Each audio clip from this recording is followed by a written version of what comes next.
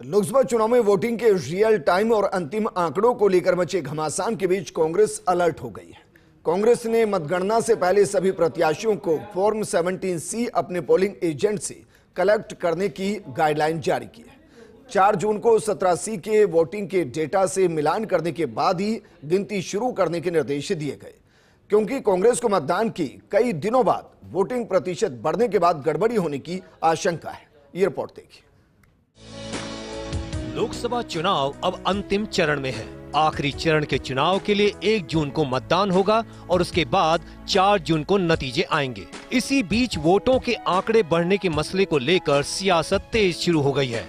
मामले को लेकर एक NGO ADR भी सुप्रीम कोर्ट में मतदान समाप्ति के बाद फॉर्म 17C के तहत मतदान के अंतिम आंकड़े सार्वजनिक करने की याचिका लगा चुका है, लेकिन चुनाव आयोग ने वोटिंग के डेटा सार्वजनिक करने से मना कर दिया। लिहाजा कांग्रेस को आशंका है कि रियल टाइम और अंतिम मतदान के आंकड़ों में कोई गड़बड़ी हो सकती है। लिहाजा उससे बचने के लिए कांग्रेस ने सभी प्रत्याशियों को यह फॉर्म अपने पोलिंग एजेंट से इकट्ठा करते हुए उसके डेटा जुटाने के निर्देश दे दिए हैं। क्या होता है फॉर्म 17C, जिसको लेकर इतना कोहराम मचा हुआ है? इस पर नजर डालें तो फॉर्म 17C में हर मतदान बूथ पर डाले गए वोटों का रिकॉर्ड होता है। ईवीएम किस सीरियल नंबर की है, बूथ पर मतदाताओं की कुल संख्या क्या है, 17A के तहत मतदाताओं के रजिस्टर में वोटर्स की संख्या क्या है, जिन्हें वोट नहीं देने दिया गया उनकी डिटेल, वोटिंग मशीन ईवीएम में दर्ज हुए वोटों की संख्या, बैलेट पेपर्स की संख्या क्या है, 6 पोलिंग एजेंट्स के हस्ताक्षर और चुनाव अधिकारी के हस्ताक्षर। मतदान डाटा का उपयोग परिणाम को कानूनी रूप से चुनौती देने के लिए किया जा सकता है। ईवीएम गणना के साथ मिलान करके मतगणना के दिन परिणामों को सत्यापित करने के लिए किया जाता है। कंडक्ट ऑफ इलेक्शन रूल्स 1961 के 49A और 56C के तहत चुनाव अधिकारी को फॉर्म 17C के पार्ट 1 में वोटों की जानकारी भरनी होती है। फिर चुनाव अधिकारी की मौजूदगी में उम्मीदवारों के बूथ एजेंट को उसकी सर्टिफाइड कॉपी दी जाती है।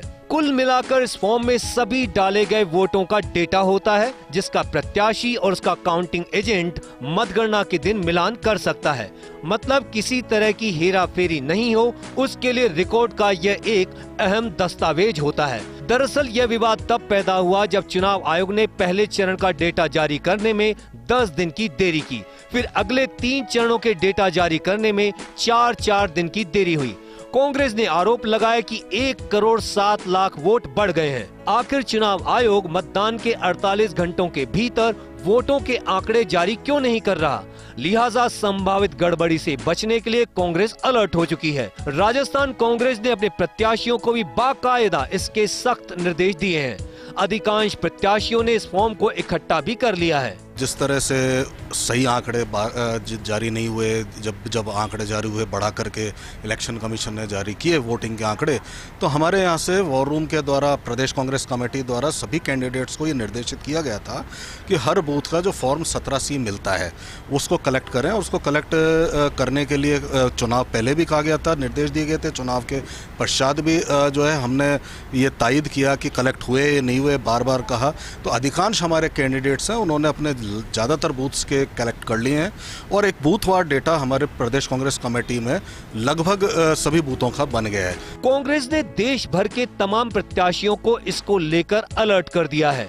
यहाँ तक कि काउंटिंग एजेंट को बाकायदा इसकी पूरी ट्रेनिंग भी कांग्रेस पार्टी देने जा रही है, जिसमें सारा प्रोसीजर उन्हें समझाया जाएगा। सब कुछ सही होने के बाद ही मतगणना में शामिल होने के निर्देश दिए गए हैं। वहीं पार्टी ने अंतिम निर्णय आने तक मतगणना सेंटर पर जुटे रहने के भी निर्देश दिए हैं। Dinesh Dangi, first India news, Jaipur.